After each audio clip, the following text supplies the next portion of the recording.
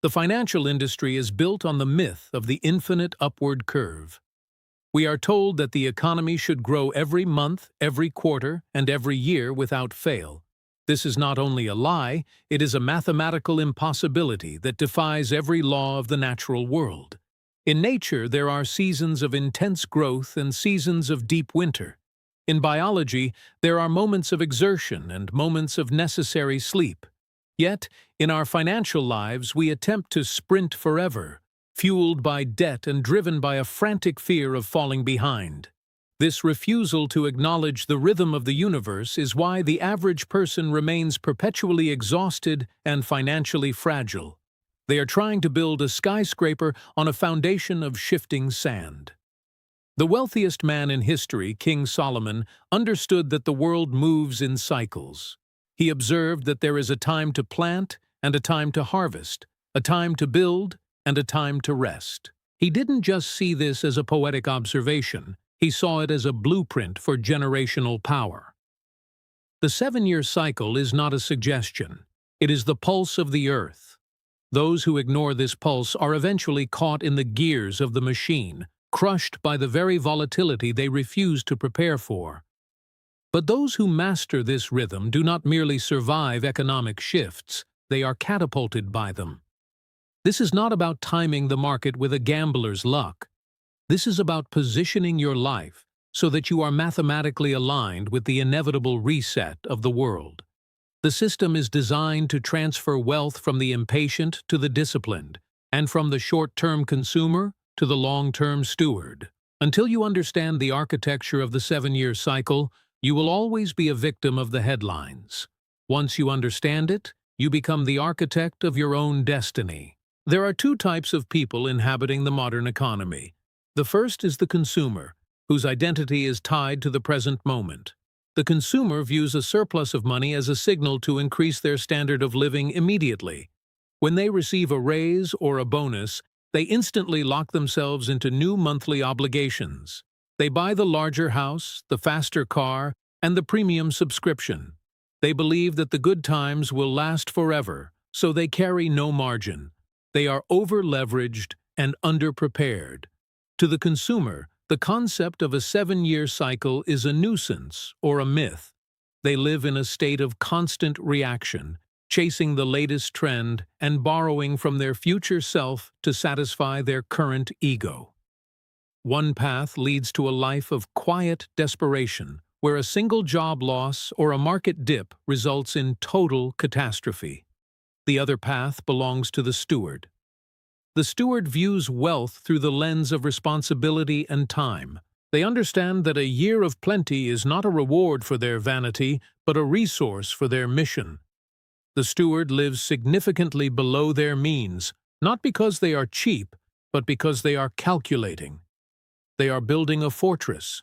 They realize that in a 7-year window, there will likely be 6 years of expansion and 1 year of severe contraction. The steward uses the years of expansion to accumulate liquid reserves and eliminate liabilities. They do not seek to look wealthy. They seek to be powerful. The difference between these 2 people is not their starting capital or their intelligence quotient. The difference is their relationship with the future. The consumer treats the future as a garbage dump for their current debts. The steward treats the future as a garden that must be protected and nourished. One path ends in the exhaustion of the soul and the depletion of the family name. The other path leads to a dynasty that stands for centuries. Leviticus 25:3-4 states, "For 6 years sow your fields, and for 6 years prune your vineyards and gather their crops. But in the 7th year the land is to have a Sabbath of rest, a Sabbath to the Lord." This ancient law, known as the Shemitah, was not merely an agricultural directive for ancient farmers. It was a structural mandate for a stable society. Solomon, who inherited a kingdom built on these principles, knew that the earth demands a rest. Notice the deliberate choice of the word rest. It does not say the land is to be abandoned. It says it is to have a Sabbath. This is a profound economic truth. If you push an asset, whether it is a field, a business, or your own body, to its maximum capacity without a break, you will eventually experience a catastrophic failure. Solomon wrote in Proverbs that the prudent see danger and take refuge, but the simple keep going and pay the penalty. In modern financial terms, the seventh year represents the inevitable correction that follows every period of excess. The principle survives because human psychology does not change. We are prone to bubbles. We are prone to irrational exuberance. Every 7 years, historically, the markets have a way of shaking out the weak and the overextended. Solomon understood that wealth is not just about how much you can grab, it is about how much you can sustain. He taught that the wealth of the sinner is stored up for the righteous. This is not a mystical prophecy, it is an observation of how cycles work. During the 6 years of sowing, the sinner or the foolish investor over-leverages themselves to chase high returns. They take on massive debt and buy into the hype. When the 7th year of rest arrives, the economic correction, they are forced to liquidate their assets at a discount. The righteous, or the wise steward, who has been resting and storing during the peak, is there to purchase those assets. The principle of the cycle ensures that resources eventually flow into the hands of those who have the character to manage them. When you ignore the 7-year cycle, something breaks in your internal psychology. You begin to suffer from a condition of chronic urgency. You feel that if you are not constantly hustling or grinding, you are failing. This creates a high cortisol environment in your mind where you lose the ability to think strategically. You become a tactician of the immediate rather than a strategist of the legacy. This urgency leads to weakness. It makes you vulnerable to predatory lending and get-rich-quick schemes because you feel you are behind some invisible clock. You no longer have freedom. You have a cage built of your own expectations. Every decision becomes filtered through the limitation of your next bill. This is not just about money. This is about the erosion of your human spirit. The external debt creates an internal prison. The numbers on the paper become a heavy weight in your heart, affecting your sleep, your marriage, and your health. However, when you embrace the cycle, you experience a shift toward abundance mindset. You realize that you don't need to win every day. You only need to be ready for the right day. This patience builds an inner strength that is visible to everyone around you. You develop the power to wait, which is the rarest commodity in the modern world. You move from ownership, where you feel the crushing weight of having to maintain everything yourself, to stewardship, where you realize you are managing resources on behalf of a higher purpose. This detachment gives you a massive advantage in negotiations and investment. You can walk away from a bad deal because you are not desperate. You can wait for the 7th year to buy because you are not afraid of missing out. The invisible cost of violating the cycle is the loss of your peace. The reward of following it is a life characterized by quiet authority. Modern financial history validates this ancient wisdom with startling consistency. Consider the career of Charlie Munger, the legendary partner of Warren Buffett. Munger spent decades advocating for the sit-on-your-hands approach to investing. He famously said that the big money is not in the buying and the selling, but in the waiting. Munger understood the 7-year cycle perfectly. He would spend years doing nothing but reading and thinking, keeping a massive pile of cash ready. He was waiting for the inevitable 7th year, the moment of panic and reset. While others were frantically trading and losing their shirts during market crashes, Munger and Buffett were calm, deploying their billions into high-quality companies at bargain prices. This is exactly what Solomon taught. Munger called it discipline, but it is the secular equivalent of the Sabbath of rest. Similarly, Benjamin Graham, the father of value investing, built his entire philosophy on the margin of safety. He taught that you must never pay full price, and you must always leave room for the unexpected downturn. He knew that the market would eventually rest and correct its excesses. Another modern example is John Templeton, who became one of the wealthiest men in the world by being a contrarian. He bought when everyone was selling and sold when everyone was buying. He practiced a form of spiritual discipline that allowed him to ignore the madness of the crowds. He lived by a rule of thirds, ensuring he always had liquidity for the next cycle. These men were not lucky. They were students of history and human nature. They saw that the ancient principles of cycles and stewardship were not religious myths, but hard economic facts. They called it market cycles, or mean reversion, but they were simply following the path Solomon laid out 3,000 years ago. Same truth, different century. Picture this scenario. A massive global economic shift occurs, something like the housing crash of 2008 or the sudden shutdown of 2020. This is the seventh year manifest. Two people face this crisis. The first person is an executive who earns a high salary but has followed the path of the consumer. During the previous 6 years of expansion, he bought a home at the top of the market with a minimal down payment. He leased 2 luxury SUVs and sent his children to the most expensive schools, paying for it all out of current cash flow. He has 0 savings and significant credit card debt. He believed his hard work was his security. When the crisis hits, his company announces layoffs. Within 30 days, he is in total panic. He cannot meet his mortgage. He cannot sell his cars because they are worth less than the loan. He has no options. He is forced into a humiliating scramble, losing his assets and his dignity. Now look at the second person. She earns half as much as the executive, but she is a steward of the cycle. During the expansion, she lived in a modest apartment. She drove a used car and paid for it in cash. She ignored the voices telling her to invest every penny in the hot stock market. Instead, she built a massive cash reserve. She followed the rule of the cycle. When the same crisis hits and she loses her job, she is calm.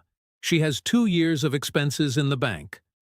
But more than that, she looks at the executive's house, now in foreclosure, and she sees an opportunity. She uses her stored capital to buy that house for 50 cents on the dollar. She doesn't just survive the crisis, she uses it to move into a higher economic class. This is not luck. This is mathematics. The executive was a slave to the 6 years of plenty. The steward was the master of the 7th year of rest. The crisis didn't create the problem. It simply revealed the lack of preparation that was already there. This is the inevitable transfer of wealth that happens every cycle. The framework for building a dynasty through this cycle is simple, but it requires a heart of stone against the pressure of the world. The rules are as follows. Rule 1. Live on 70% of your income. The first 10% is for generosity to keep your heart open. The next 20% is your cycle fund. This is not for vacation or for a new television. This is your storehouse for the 7th year. Rule 2. Never borrow money for a depreciating asset. If you cannot pay cash for a car or a couch, you cannot afford it. Debt on things that lose value is a tax on your future that will sink you when the cycle turns. Rule 3. Build a liquidity wall. Before you ever buy a single share of stock or a piece of real estate, you must have 6 to 12 months of living expenses in a liquid, safe account. This is your peace of mind insurance. Rule 4. Practice the rule of thirds. Divide your wealth into land, business, productive assets, and liquid reserves. This ensures that no matter what part of the economy breaks, you have 2 other pillars standing. Rule 5. Be a contrarian. When the world is greedy and the cycle is at year 6, you should be the most cautious person in the room. When the world is fearful and the cycle is at year 7, you should be the most aggressive. These are not complicated strategies. They are choices. You decide if you want to be part of the crowd that gets sheared every 7 years, or if you want to be the one who owns the shears. This is not complicated. This is the ancient path to freedom. You are not a victim of the economy. You are not trapped by your employer. You are a steward of the time and resources you have been given. Every dollar you spend today is a seed. You can either eat the seed or plant it. Every choice you make creates a trajectory for your children and your children's children. The question is not whether you can do this. The question is whether you will. You have the intellect. You have the information. Now you must have the discipline. You are not powerless. You are making choices every single hour. Every decision compounds. Every month of staying out of debt creates a wider margin for your future. The 7-year cycle is moving, whether you acknowledge it or not. You are either a builder or a wanderer. A builder creates a structure that can withstand the storm. A wanderer hope the storm never comes. The path of the builder is simple, but it requires patience. It requires the ability to look boring for 6 years, so you can be legendary in the 7th. You are building something that outlasts you. Your children will inherit either your wisdom or your mistakes. They will either walk in the freedom you prepared for them, or they will spend their lives paying off the interest on your vanity. Choose the path of the builder. Choose the rhythm of the cycle. This is the Solomon Wealth Code. The weight of legacy is what separates the wise from the foolish. A foolish person thinks in terms of weeks and months. They want the dopamine hit of a new purchase today. But a wise person thinks in terms of decades and generations. Solomon said that a good man leaves an inheritance to his children's children. This is only possible if you are thinking in 7-year cycles. If you are reset to zero every time the economy dips, you will never have anything to pass down. You will spend your whole life just trying to get back to where you were. But if you protect your capital during the downturns, you create a compounding effect that is unstoppable. This is how the great families, the dynasties of history, were formed. They didn't get lucky once. They survived many winters. They understood that the 7th year is actually a gift. It is the time when the junk is cleared out of the system. It is the time when true value is revealed. If you can stay standing while everyone else is falling, you become a leader by default. People will look to you for guidance and for capital. This is how you build a name that carries weight. It is not about the logo on your shirt. It is about the stability of your house. When you adopt this 7-year mindset, your stress levels will naturally drop. You will stop comparing yourself to people who are living on credit. You will realize that they are just 6-year wonders who will be gone when the cycle turns. You, however, are a 7-year steward. You are playing a different game. You are building on the rock of ancient principle. Consider the psychological freedom of having no debt and a massive reserve during a recession. While the rest of the world is glued to the news, paralyzed by fear, you are at peace. You are able to be present for your family. You are able to serve your community. You are able to think clearly about the future. This is what money is actually for. It is not for buying things. It is for buying options. It is for buying time. It is for buying the ability to act according to your conscience rather than your bank balance. The Solomon Wealth Code is a code of liberty. It breaks the chains of the debtor and the master. It places the power back into your hands. But it requires you to be the master of yourself first. You cannot rule a dynasty if you cannot rule your own appetite. You cannot manage a kingdom if you cannot manage a paycheck. The 7-year cycle is your training ground.